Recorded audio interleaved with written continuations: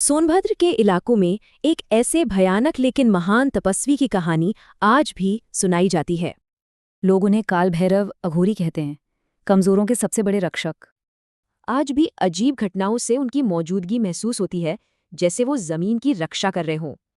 लेकिन ये महान तपस्वी हमेशा से ऐसे नहीं थे। वो एक आम लड़के थे और उनकी कहानी एक बड़े सदमे से शुरू होती है।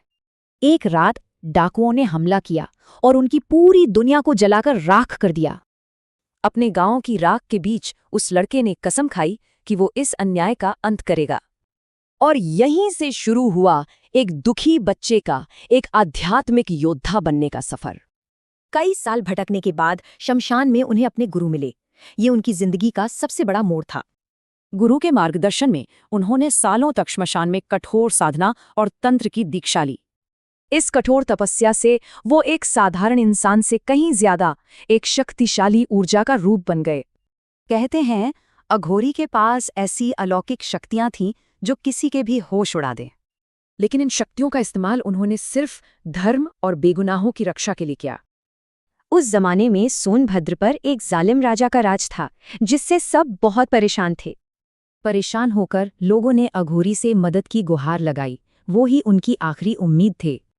लोगों की पुकार सुनकर अघोरी ने न्याय का एक ऐसा वादा किया जिसे सुनकर रोंगटे खड़े हो जाएं। एक रात किले में एक भयानक दहाड़ गूंजी। मशालें बुझ गईं और सैनिक बेहोश हो गए।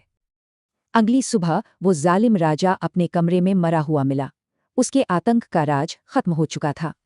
उसके शरीर पर हथियार का कोई घाव नहीं था, सिर्फ काली राख का एक निशान था। इसके बाद अघोरी ने अपनी पूरी जिंदगी जंगल, वहां के लोगों और जानवरों की रक्षा में लगा दी। जो भी जंगल को नुकसान पहुंचाने की कोशिश करता, उससे या तो डरावने सपने आते या वो रास्ता भटक जाता। एक दिन उन्होंने कहा कि उनका काम पूरा हो गया है, और ये कहकर वो घने जंगल में चले गए। उन्हें फिर कभी किसी ने नहीं देखा, पर लोग मानते हैं कि उनकी मौजूदगी आज भी वहीं है। मतलब शरीर भले ही चला गया हो, लेकिन उनकी चेतना हमेशा के लिए उस जमीन से जुड़ गई।